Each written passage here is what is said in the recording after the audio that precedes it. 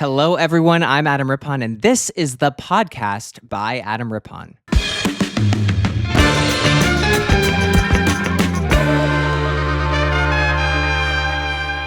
Hi, everyone. Welcome back to the podcast. Now, I did kind of the unthinkably stupid thing right before recording this episode, and I want you to know what it was. It was I spoke into this microphone before you for about 50 minutes, and was I having a good old gay old time. I was having a blast. I was telling jokes. I was laughing. I was hooting. I was hollering. And I was also not recording a dang second of any of it. So let the record show that if anyone were to see what has recently transpired in this room, you would go, "You're not well." And that's okay. We all make mistakes. We all make mistakes. I don't even care. I don't even care that I already recorded the episode but never hit record on the camera or the microphone. I don't even care about that. It's all water under the bridge at this point. I actually feel like, I'm human, right? I feel human, and that's beautiful. So let's get into a few things that I already talked about, but I'll talk about them again because, like I said, it's water under the bridge. I had such a good time the first time where I didn't record a single thing, kind of like as I said before, not a single second of it. But I'll talk about it again because I love it. I love to talk. A time I felt thrill was watching the Oscars this past weekend. And the Oscars reminded me that I need to watch more movies. And I don't know what it is about movies that I just don't watch a lot of them. And if I had to guess, I'm assuming, if I had to kind of analyze myself up and down, I'm assuming that it's the length of time. Actually, I know it's the length of time, so I don't know why I'm playing coy. It's the length of time. If I'm watching a show, let's say, for instance, Bridgerton, okay? When I first started watching Bridgerton, I was quite late to the party. The show was already over, but I was watching it from season 1, and I just got very into it. And when I was going to sit down to watch Bridgerton, I knew that I would be booked for the next 4 to 5 hours. Not busy, but booked. And that didn't intimidate me. But when I'm looking to watch a movie and I see that it's anywhere between 90 and 120 minutes, I start to get cold feet. I don't know if I can or should commit to that. And I don't know why I don't feel the same when it comes to a television show. Maybe because when they're episodic, I feel like I can kind of tap out at any time. And in theory, the same is true for a movie, but I just don't feel that way. And I think I need to get over that. Because reasonably, one movie is shorter than 5 hours of Bridgerton, right? I could have so many more hours in my evenings if I just watched a movie. But when you're in it, like when I was watching Bridgerton for the first time, I just needed to know who Lady Featherington was. And then when I found out it was Penelope, yeah, of course I was going to be busy. And of course that was going to take hours upon hours. Well spent, I'll say, regardless. And I've done this with multiple shows. I've mentioned I love to watch Love Island. When you're starting a season of Love Island, you are about to sign away a good 60 hours of your life because those seasons are 60 episodes. And you, a normal person, might go, "I do not have time for that. I would rather watch a movie." But I go, "I can't wait for that. And I have nothing but time to watch Islanders read text messages around a fire pit." I've got nothing but time for that. And something I have nothing but time for is the movie Wicked. Wicked was one of the only movies that I did watch that was Oscar nominated. And I loved Wicked. I loved it. I loved every single second of it. But if I had one note to make to the director, John Chu, and I know he's waiting for this note from me, he's waiting to go, what is Adam Rippon's note on Wicked? And it's this: I need you to turn the brightness up. And I know that might be tough to do. I do think Wicked 2 is done, already filmed. But I need you to get into the editing bay and I need you to turn the brightness up. And I'm going to tell you why I need that. A few years ago, I wanted to get LASIK eye surgery because I was just so sick and tired of wearing contacts and my Warby Parkers. Love Warby Parker. I just had enough of the glasses. When I went to the optometrist, they took pictures of my eyes and they said, "You're actually not a good candidate." And when they said that, I thought, okay, for like office or like what? And they did mean for LASIK because I had the early stages of cataracts. Yes, these are the same cataracts that your grandmother gets, that old dogs have. In my early 20s, I was young, I was thin, but above all, I was tan. And that tan wasn't natural. It was from a booth. And sometimes it was from a bed. But one thing that I just would not do was I wouldn't wear the glasses that you're supposed to wear because you can damage your eyes, as they say. Ugh, please. They're for the weak, and I am strong, or so I thought. You might ask, why wouldn't you just put on the glasses? Well, the glasses have a string that kind of like goes behind your head, and I was there to get a perfect unclockable tan. So I'll be damned if I'm putting on these glasses that just came out of that barbershop blue liquid and then get some sort of elastic string tan. That's not gonna happen. I'll just close my eyes, I thought to myself. The light of the bulb can't penetrate the thin lid skin of the eyeball. It can't do that. It's impossible. Well, it doesn't even matter if it's possible or not, because curiosity does absolutely kill the cat. And in this scenario, I was not the cat, my eyeballs were the cat, and they did get, in a way, killed, because I did need the cataract surgery. Anyway, what was I doing in there with no glasses on? Well, I was every once in a while kind of peeking one eye open and then the other and just thinking to myself, well, my eyes aren't getting hot, so maybe it's not all that bad. Fast forward, I'm in my 20s getting cataract surgery. So yeah, maybe it was actually that bad. But you can't change the past. You can only focus on the future. And Wicked 2 hasn't come out yet. So back to you, John Chu, there is still time to kind of, bring the saturation up. I know it's too late to refilm anything. I know it's too late to kind of close some of those windows in the back of Shiz University for my sake of just being able to make out the features of Fiero. I know it's too late. Now, my vision is great now. I got the LASIK, I can see great. The only time that I don't see well is in low light. And that's why I make this plea. And I know that you might be thinking, well, the only reason you're asking this is because when you were in your 20s, you looked tanning bulbs straight dead on. And to that I say, yeah. The movie's still dark. You could spare a little light, is all I'm saying. And it doesn't matter why I can't see in the low lights. It just matters that you turn them up a little bit, just a little, please, John. Please just turn them up a little bit. It's not too late. I feel like you'd get it if you heard my story. Somebody please get this story to John Chu and tell him about how when I was in my 20s, I kept my eyes open in a tanning booth or bed and stared at the bulbs directly head on. And then eventually I needed to get cataract surgery.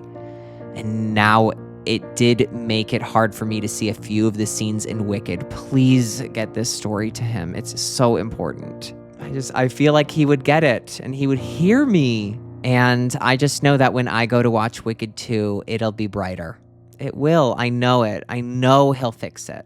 I know John can do anything.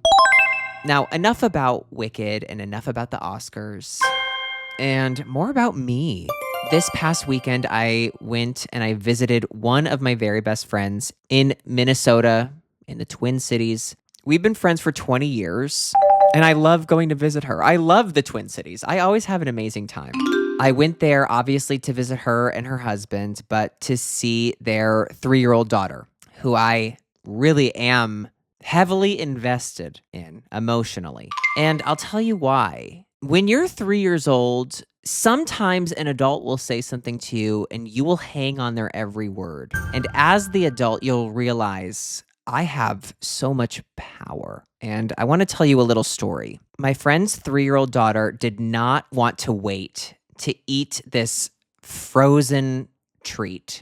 And me being 35, knowing that if we just wait a few seconds to let the frozen treat thaw, it's just going to be a better experience all around. But when you're 3, you don't know that, right? Nobody's ever told you. You just think the frozen treat is just frozen and there's nothing to be done. But I have years of experience when it comes to frozen treats. And I felt like I should relay this to my friend's 3-year-old daughter who calls me Uncle Adam. And my friend, who is the mother, said, "Why don't you just wait before you bite into the frozen treat?" And her daughter said, "I don't want to wait." And she was getting frustrated, and I could feel that there was a lot of emotion behind this, and she was starting to almost cry. And as she's starting to almost get the tears together, the eyes are getting smaller, the mouth is turning into the cry mouth. And I looked at her and I said, "If we just wait a second, it will be so much easier to eat,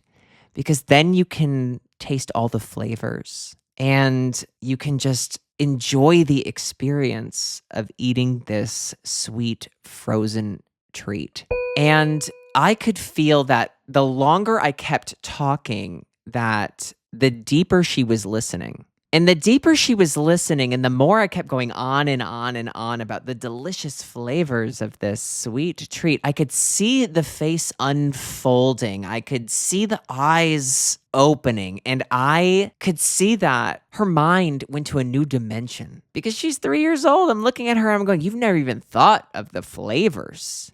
You've never even thought of the experience." And it was kind of in that moment that I realized I really do have the gift of gab. I really can be influential.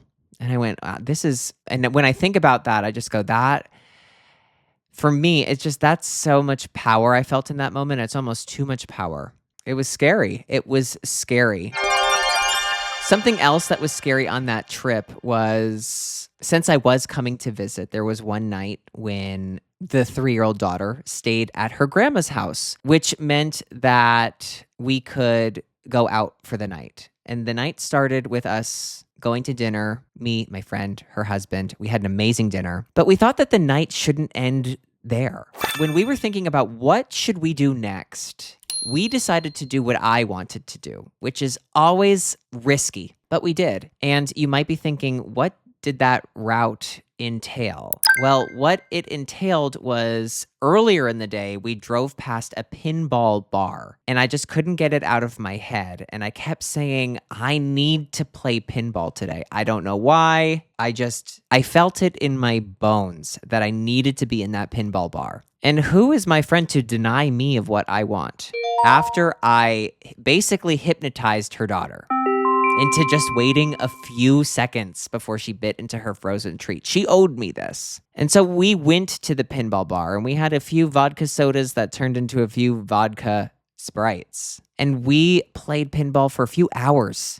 I don't know, there was just something about the bright lights and the shiny silver balls and the multi-silver balls that it was an unbelievable experience. And I got so into it that I was gripping the side of the pinball machine so tight that my forearms are still to this day sore, which is so terrifying that I was holding onto the machine so tight, and I didn't know it at the time, but I could feel that the forearms, that it was getting hard to kind of move my hands from like the wrist, and I didn't know exactly why, but in hindsight, I know it was because I was kind of gripping that side of that machine, and I just don't know what got into me. But after a few hours of playing pinball, we thought, Why should the night end now when this perfect day can continue at a gay club?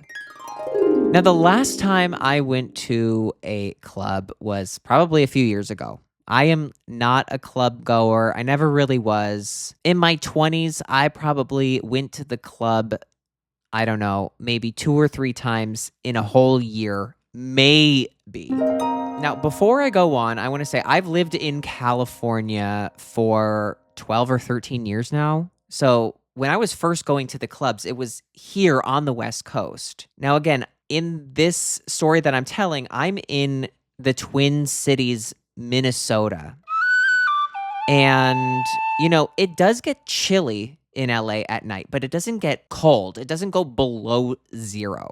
So my experience of waiting in line at the club is very different from somebody's experience of waiting to get in the club in a place that does absolutely freeze over. And so while we're standing in line to get into the club, I'm looking around and I'm reflecting, and I'm looking at these young kids around me. Some even so young that they have the 2 giant X's on the back of their hands because this is an 18 and over club. Again, we're coming from the pinball bar. We're not in the best frame of mind. All we do know is we need to be near loud music, very loud music.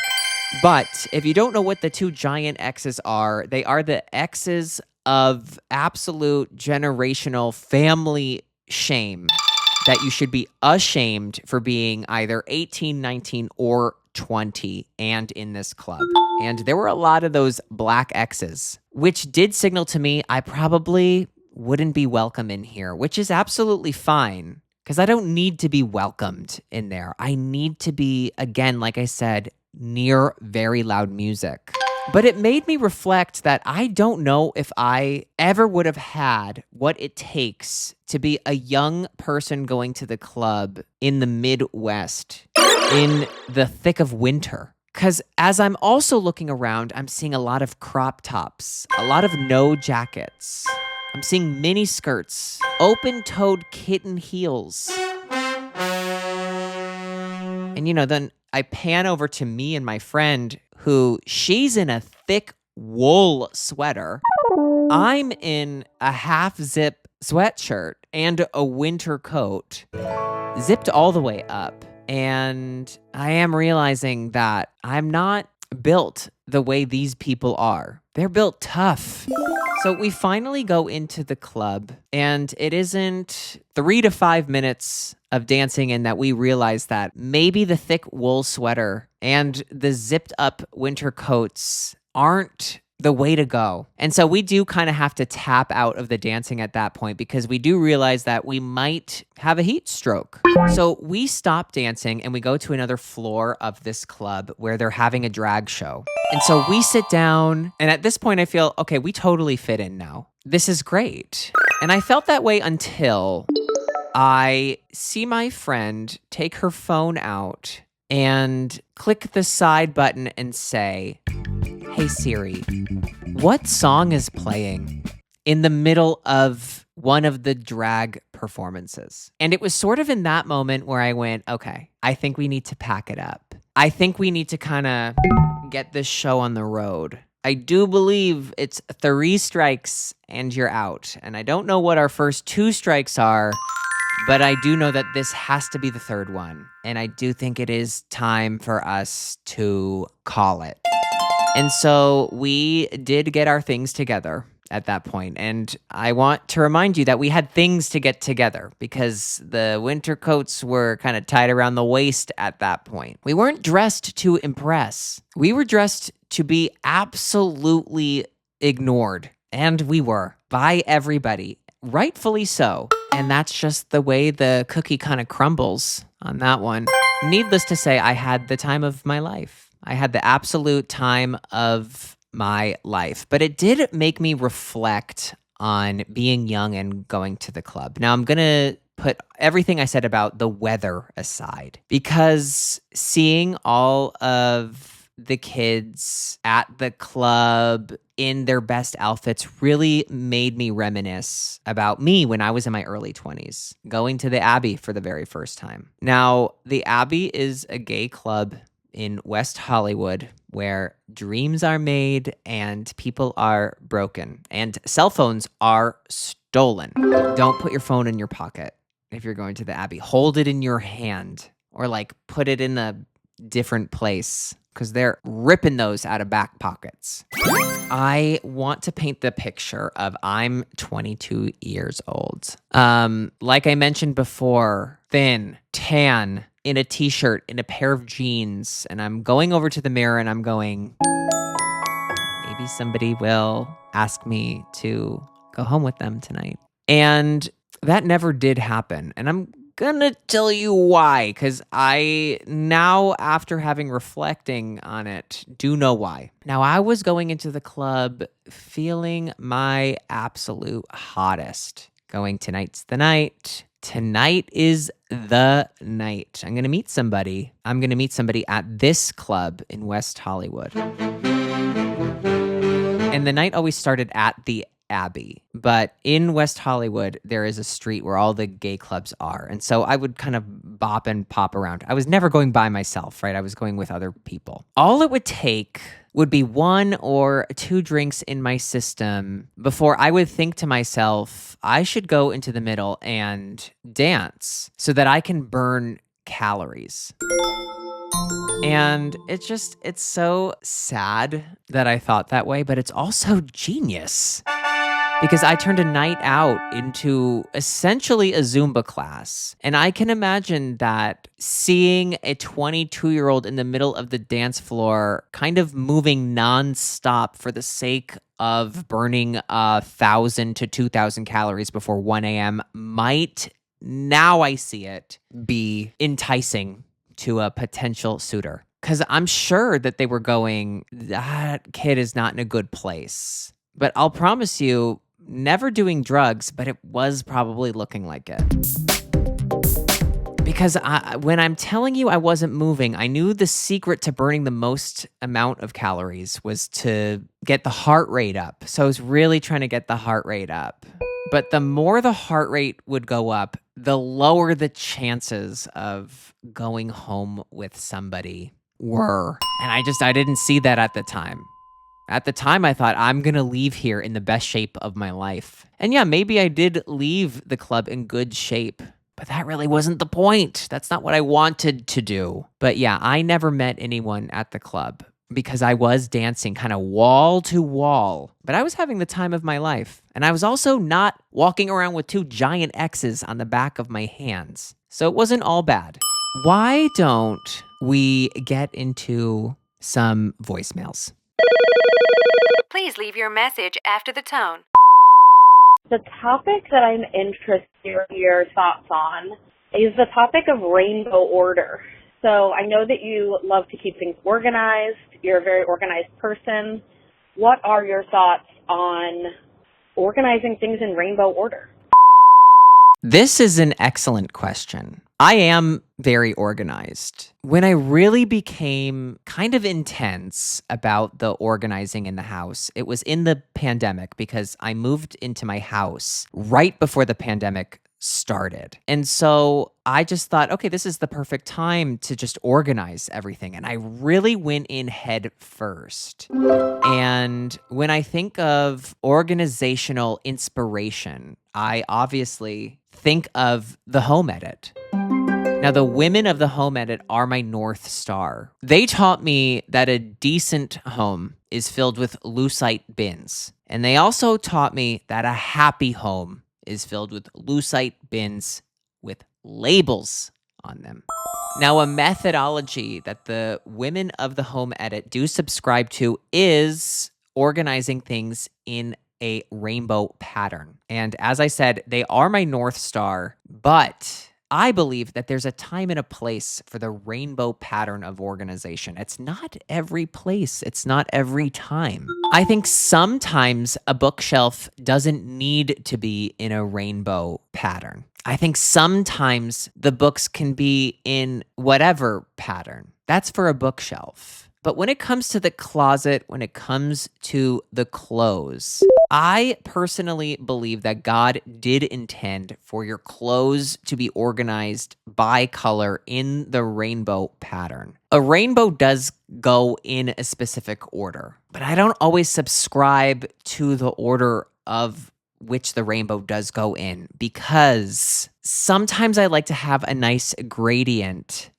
that starts with the white, which kind of naturally leans into going into the yellows and the creams, which feels natural to go into the pinks and reds. And then there's something about the greens going into the blues.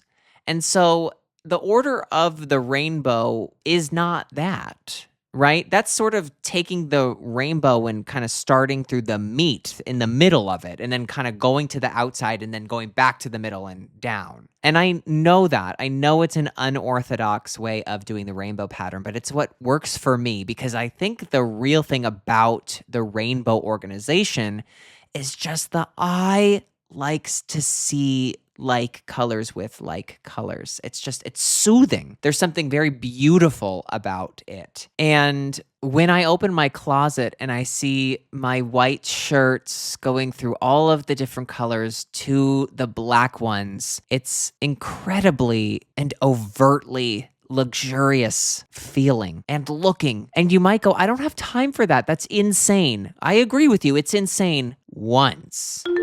Because if you do it once, then you always know where that shirt's going to go. You just put it back in the same spot when you're done with it. All you have to do is be insane once. That's it. And that kind of goes for all of the organization. It's intense, I agree, to label everything, but you got to do it one time. You got to be crazy once. All you got to do is be crazy once. And then people will think you're crazy forever, which is actually what you want. Please leave your message after the tone. I was just listening to episode 4, and I had to pause it to call in, and I hope you're still, listening to these. Yes, you need to rename the podcast Intrusive Thoughts. Absolutely. No, period. End of statement. Rename it Intrusive Thoughts, because it's perfect. That's what I had to say. Thank you. Love you so much. You know, I was afraid of this happening. I was afraid this would happen when the words intrusive and thoughts came out of my mouth in that order specifically. And I thought to myself, that's a better name than The Podcast by Adam Rippon. And I know it's a better name, but I don't know what to do about it. Now, I have thought about this a bit, and I thought, maybe what if we compromise? What if we just kind of get through the first 10 episodes and then we just take it from there? We take a beat and we go, okay, this is what we've done. This is what we can do. This is what we should do. And we just analyze and we just think, okay, maybe we should just change the name. Or maybe we should change the opening. Right? I'm open to changing everything. I'm not attached to any of this. Do you really think I'm attached to going, welcome back to the podcast by Adam Rippon? I'm Adam Rippon. No, I'm not attached to that. It just kind of happened. I didn't sit down and go, oh, that's a real good line. Make sure you say that. I did not do that. I just said it. Then I just kind of got stuck with it. I'm just a prisoner of my own design. But I have to agree, the title, Intrusive Thoughts, is quite good. But I want you to know my methodology of why did I go with the podcast by Adam Rippon. And it is because I thought, well, if anybody asks me, what's the name of the podcast? I can just say, it's the podcast by Adam Rippon. And it's just so clean and simple. It's unforgettable unless you forget my name. Knowing my name is sort of like the hook. And you got to know that. If you know that, then you'll find the podcast. I can't tell you the amount of times I've looked for somebody's podcast and I couldn't find it because they had some clever name. Because at the end of the day, the clever name didn't help. It actually hurt because I couldn't find their podcast. And so I said, you know what? I'm going to cut out the middleman. And the middleman is an actual name. And I'm going to be the man of the title. And so that's why I did it the way that I did it. So I'm with you that we include intrusive thoughts into the podcast. I feel like that's a great idea, but I'm still on the fence of changing the name. But like I said, why don't we just try it out? why don't we just start the episode differently? Like, I'll try to think of a different line in. There are no rules when it comes to podcasting, or this podcast specifically. There truly are no rules. And I just want you to know I'm completely on your side where that is a great name for a podcast. I think we just need to make it through the first 10. I think that's a milestone, like 10 episodes, right? I don't know why, but it just feels that way. So if we can get through the first 10, then we analyze. Then we go, aha, we should absolutely change that. And then we will. If I'm one thing, it's absolutely flexible and open to good ideas because I'm not afraid to be wrong. And more importantly, I'm not afraid to be right.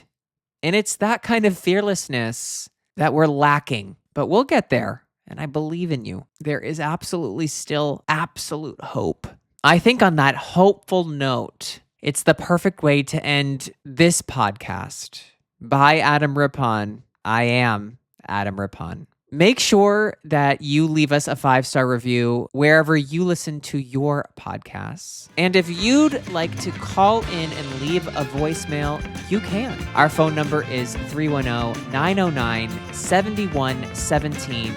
Thank you all so much for listening, and I'll see you here next time.